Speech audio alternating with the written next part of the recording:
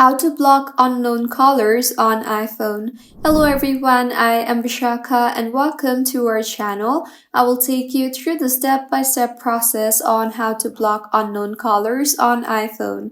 Now let's get right into the tutorial. With iOS 13 and later, you can turn on silence unknown callers to avoid getting calls from people you don't know. This blocks phone numbers that you've never been in contact with and don't have saved in your contacts list.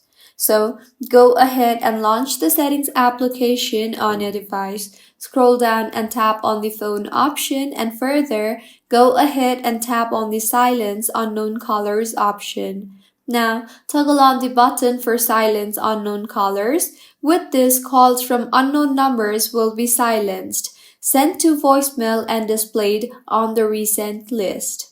Incoming calls will come through from people that are saved in your contacts list, recent calls list, and from Siri suggestions to let you know who's calling based on phone numbers included in your emails or text messages. So this is how you can block unknown callers on iPhone. If you find this tutorial helpful, please make sure to like the video and do subscribe to our channel for more contents like this.